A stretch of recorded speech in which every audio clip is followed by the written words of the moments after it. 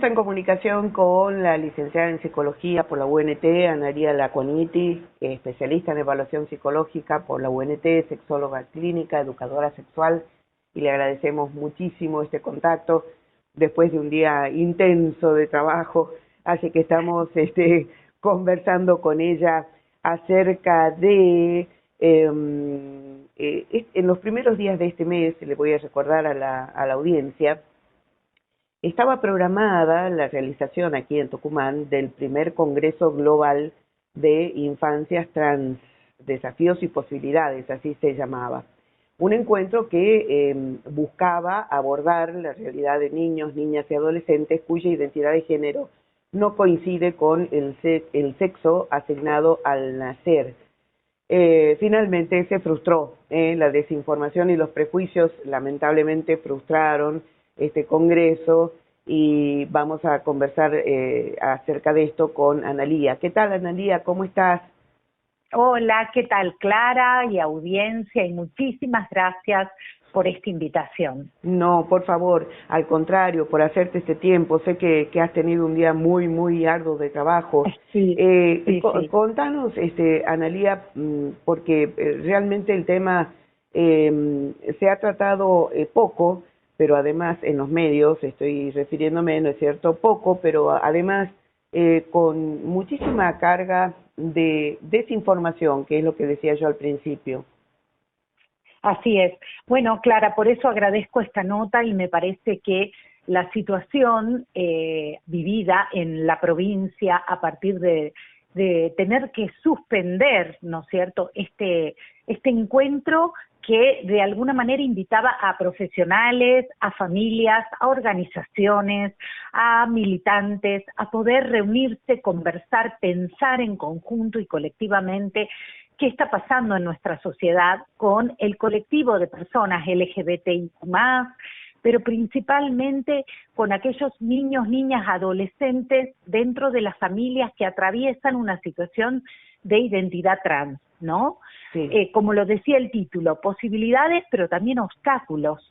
Era una invitación muy interesante porque iban a participar también profesionales de otros países, experiencias de otros lugares del mundo que de alguna manera buscan sumar una perspectiva de derecho ampliada para muchas de las familias y las personas que están en esta circunstancia.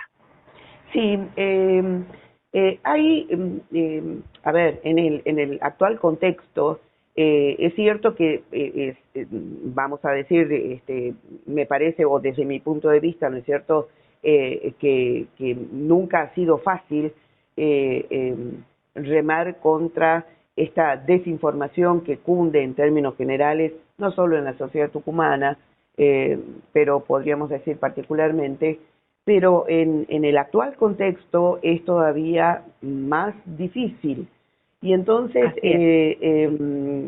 me gustaría, aunque sea en estos minutos, aclarar una serie de cuestiones que me parecen nodales, ¿no?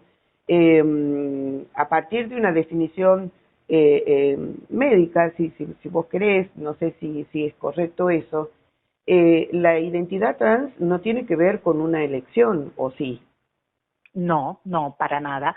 Me parece muy bien que empecemos tal vez a aclarar algunos conceptos, porque si bien es parte la desinformación lo que lleva a una serie de conductas o posiciones en contra, también hay una cuestión que tiene que ver con los mandatos culturales y ciertos valores tradicionales que creo que de alguna manera alimentan la injuria, ¿no?, y el odio que hemos llegado a ver en distintas redes y a través de distintas voces.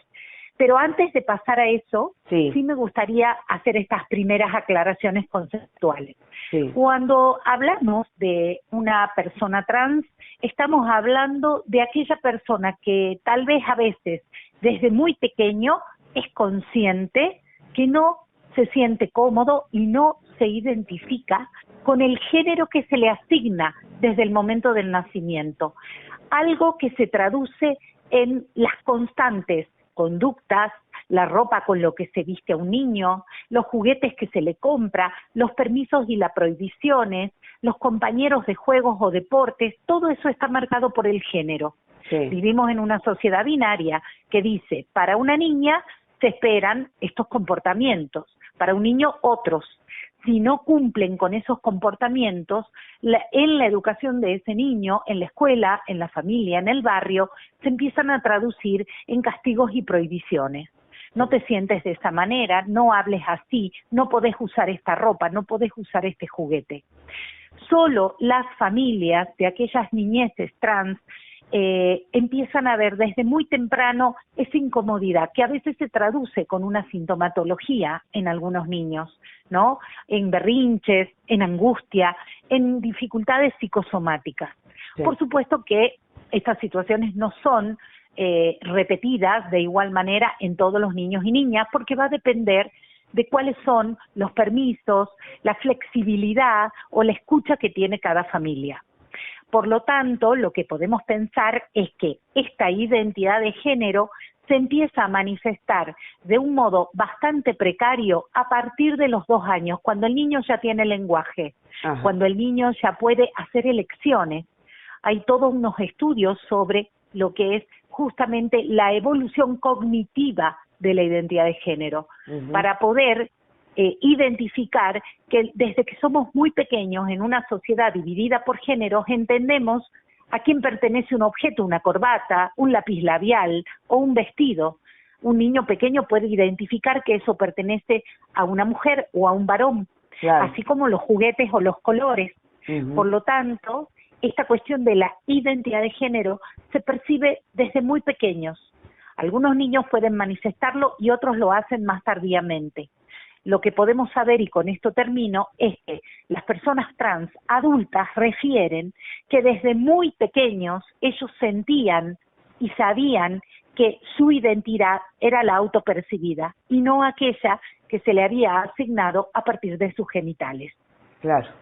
Ahora, esto que vos acabas de describir con mucha claridad respecto de la identidad de género, ¿no es cierto?, de ese concepto, y las, por así decir, pautas culturales, ¿no es cierto?, de un binarismo, a eso denominamos expresión de género, ¿o no? Exactamente. Ajá. Podríamos decir que esa identidad de género es algo sentido en el interior de la persona. Responde a la pregunta de quién soy yo, Ajá. ¿sí? Ahora, cómo me muestro, cómo me expreso, es lo único que es consciente y voluntario, ¿sí? Es decir, elijo ponerme ropa o mostrar ante los demás una apariencia cuando de pronto, si soy permanentemente castigado o rotulado de ser un varoncito afeminado, ¿sí?, como se dice acá en nuestra provincia y en muchos lugares de nuestro país, mariconcito, es probable que un niño, que ya a partir de los 3 o 4 años los niños son conscientes de lo que se espera de ellos. Claro. Es decir, que es probable que ese niño, con esa conciencia de la reacción de los adultos, empiece a ocultar y de pronto se vista con algunos ropajes a escondidas. Claro. ¿Sí? Entonces, la expresión de género es cómo me visto, cómo llevo el pelo, cómo me maquillo o uso los elementos que son, diríamos, las características de lo masculino y lo femenino. Claro. A medida que la persona crece y si puede expresarse en coherencia con su sentido o sentimiento de la identidad, es que va a tener coherencia. Claro. Si no, muchas personas manifiestan algo que no coincide con su sentir interno. Claro. Y esto, por supuesto, podemos imaginar que tiene un alto costo a nivel de la salud mental. Claro, porque entiendo, y no es difícil empatizar, una permanente incomodidad, ¿no es cierto?, de sentirse desfasado y particularmente en entornos como que es de alguna manera, ¿no es cierto?, el entorno más próximo como es la escuela. En ese tipo de entornos, bueno, sentir que son discriminados, que no se corresponden, ¿no es cierto?, estas expresiones de género con el comportamiento, ¿no es cierto?, de quienes lo rodean, ¿no? Exacto. Bueno, justamente, a ver, uno habla de lo que se denomina transición social y que tiene que ver con este proceso que a veces puede ser más temprano o más tardío, en donde la persona se anima a empezar a manifestarse según su sentir. ¿Sí? Entonces se expresa a través de su cuerpo, su ropa, sus comportamientos, en función o no de las expectativas que tienen los otros. Claro. ¿Sí? Podemos entender que este proceso de transición, en el caso de niños o de adolescentes, va a depender fundamentalmente de las habilitaciones que hagan las familias. Claro. ¿Sí? Claro. Si no, quedará excluido el adolescente a cuando no esté la mirada de sus padres para poder expresarse como se siente. Claro. Y esto implica vivir una vida a escondidas. Claro, claro, claro. En este sentido quería yo subrayar, ¿no es cierto?, esto que vos estás diciendo, es decir, cuán importante es la escucha, ¿no? La escucha en primera instancia por parte de la familia, pero también, ¿no es cierto?, de toda un acompañamiento, digamos, interdisciplinario, ¿no es cierto?, no solo de la familia, que es clave, sino de psicólogos, de docentes, ¿no?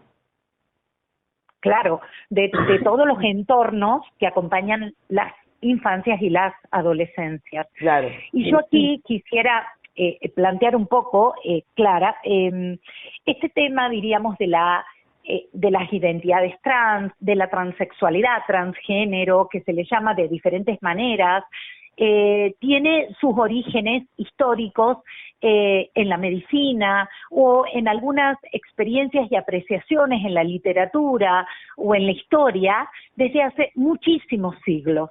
Lo que pasa que fue denominada de diferente manera, pero la existencia de la diversidad sexual y genérica en los seres humanos ha existido desde hace muchísimo tiempo.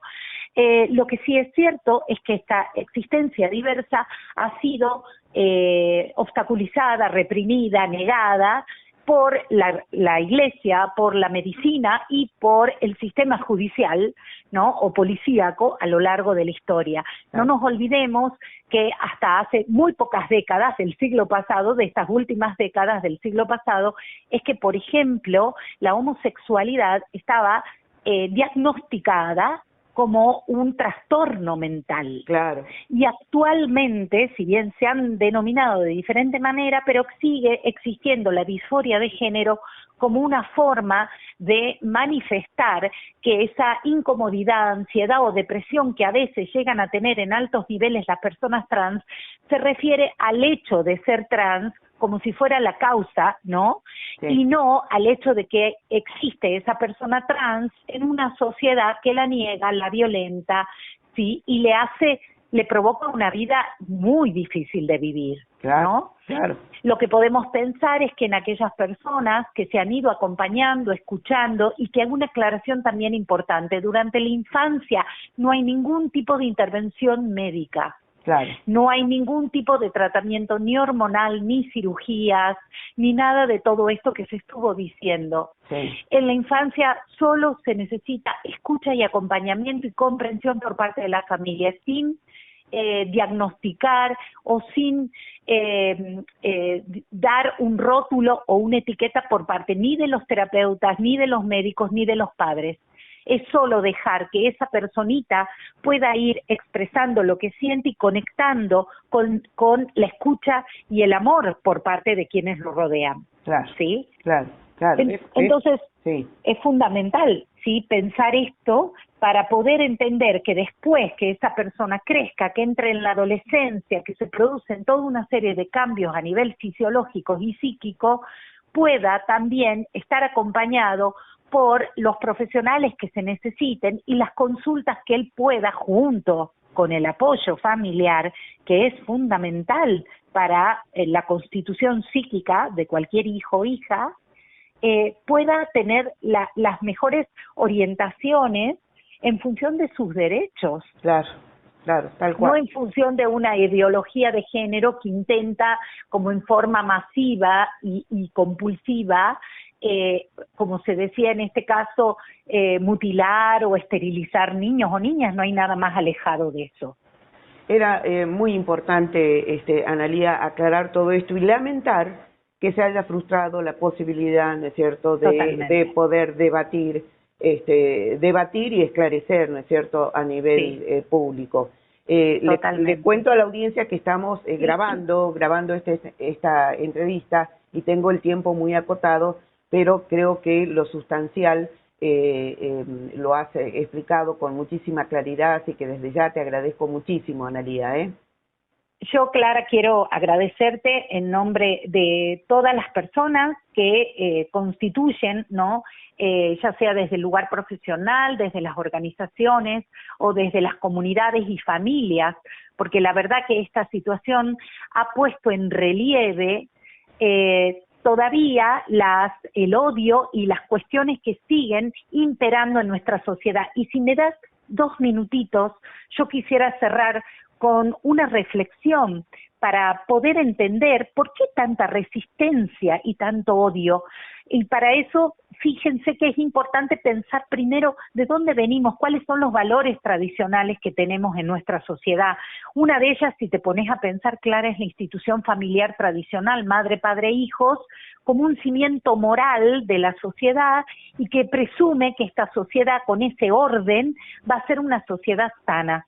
Claro. Es decir, que aquellas familias, por ejemplo, que rompen con esa estructura tradicional, padres separados, familias que no tienen hijos o que son monoparentales o familias de matrimonios igualitarios, se ponen bajo la lupa, bajo sospecha, claro, porque es como que de ellas se presupone que atentan contra los valores, ¿sí? Y por lo tanto, ¿qué se hace? Se las cuestiona en su capacidad para poder criar niños o en su legalidad.